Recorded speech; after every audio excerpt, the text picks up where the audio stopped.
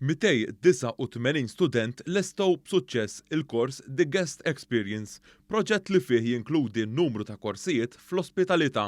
Dan il-kors qed isir ġewwa l-Istitut għat-Turiżmu l-ITS u lan huwa li dawn il-persuni ikomplu iżidu il-ħiliet tagħhom fis-settur turistiku.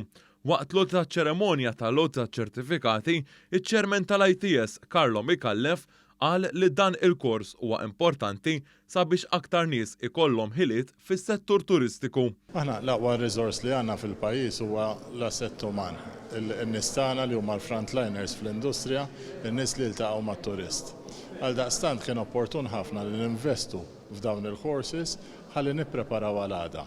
F'dan il-kors, wieħed jitgħallem dwar il-ħiliet bażiċi fl-informatika u oħrajn fil-customer care li saru b'mod virtwali. Waqt din iċ-ċeremonja tkellimna ma' Michael Borg li lesta dan il-kors b'suċċess. Kien interessanti immens għal fatt li qed tagħmlu isek fisku għal qiegħed online għalkemm konna fil-pandemija.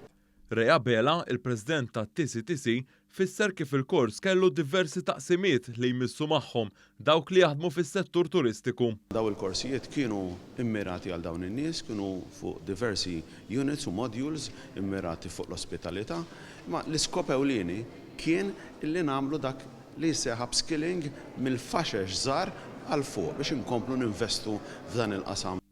Preżenti għal din iċ-ċeremonja kien hemm il-Ministru għat-Turiżmu Clayton Bartolo li qal kif l-edukazzjoni hija ċavetta u anke sabiex aktar nies ikunu f'dan is-settur tant importanti għal pajjiżna.